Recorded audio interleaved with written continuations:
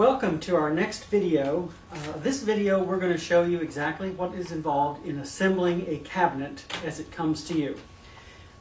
This particular cabinet is one of our cabinets that has the 6x4 option, so you'll see it has a unique trim around it, and that trim extends beyond the wall about 1.5 inches. This cabinet also has a frosted glass panel door, which is one of our convertible doors.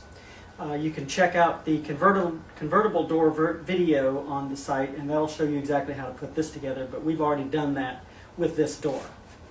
So the next step is this particular cabinet has the concealed hinges, so we're going to show you how to do those. These are the new Blum type concealed hinges. Very simple to put in, and they'll last a lifetime. These cabinet doors have already been drilled for the Blum hinges, so all you need to do is press them into place. Make sure that this part of the hinge is hanging over the edge of the door, because that is the part of the hinge that actually attaches to the mounting plate, just like that. So just press the hinges into place. We've already pre-drilled the doors for you. You'll have 4 truss head screws. These are the rounded head screws, and they go in the hinge itself on the door.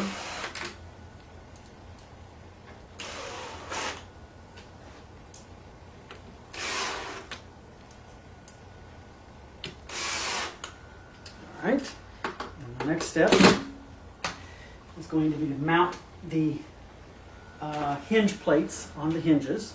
These actually slide in on the back side of the hinge, just like that. And there is a screw in the hinge itself, and that you need to tighten down, because that is what holds it to the mounting plate. Do the same thing for the other hinge. And tighten its screw down. Now the door is ready to assemble and put on the cabinet itself.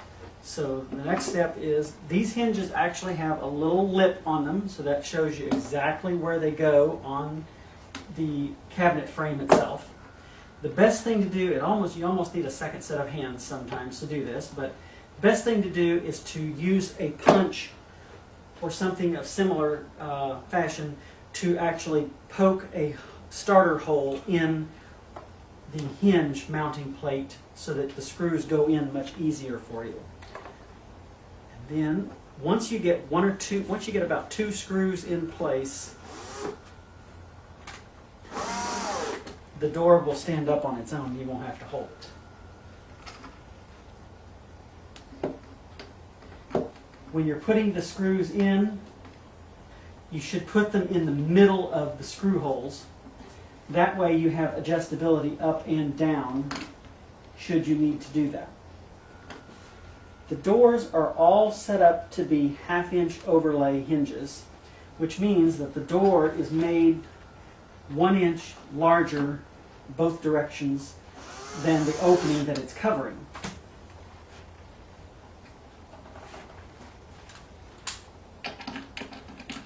So when you put your door on, make sure that you have about 1/2 inch at the top and about 1/2 inch at the bottom. Now see, I'm holding it up without needing to hold it anymore. I've got 2 screws in. The hinges will actually hold it themselves.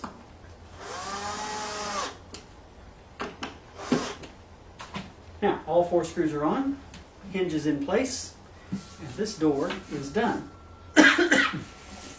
This door has the routed finger pull at the bottom of the door, so it gives you a place to put your fingers so there is no knob or handle on it.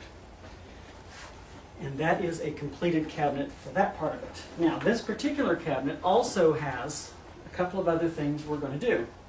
The next step and the last step you should always do is to put your back panel on to the cabinet itself. These you can just nail them on, or you can glue them on, whichever you want to do. In this case, we're going to go ahead and nail that back panel on. So I use some soft cloths to put the cabinet down on so that it doesn't damage the finish on the cabinet. Lay that panel down.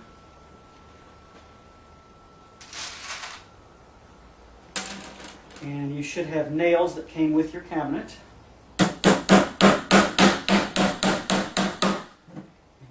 just nail this back panel right into place.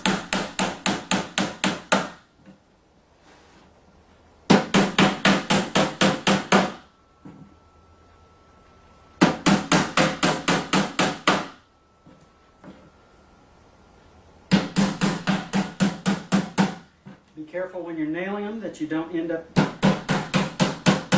having your nails go off at a tangent inside the cabinet. We do offer a full assembly service as well, so that if you don't want to do this, you don't have to. We can do it for you and we can ship it fully assembled. Certain things we cannot ship assembled. We probably will not ship with the glass in the door because it would be certain to get broken. Okay, the last piece on this particular cabinet, this cabinet has a light kit. So as you can see, it has been drilled for a light hole at the top. We use standard puck lights. And the way that these go in, they actually mount from the inside. And puck light comes out of the cabinet looking just like this. It has the surface mounted ring on it. Well, we're not going to do that. We're going to do a recess mount. So instead, there is a small Phillips head screw on the bezel that needs to be taken out. Turn the bezel counterclockwise and it will release. And then this backing piece needs to come off the light for it to work. Put your bezel back on and put the little screw back in place. And then you're ready for a recess mount of this light. We've already pre-drilled the hole for it. So the only thing that you have to do is to push your wiring through and push the light up into place. Just like that. And that light kit is mounted inside. The light kits do wire up to standard 110, and they do have a removable plug on them. You can cut the cord, or you can just take the plug off. Either way works just fine. And you can just wire it directly into your home's electrical system. And that completes this particular cabinet. It's done. So if you have any questions, you've got our phone number right there on the website. I'll be happy to answer them for you. Until next time, thank you for watching.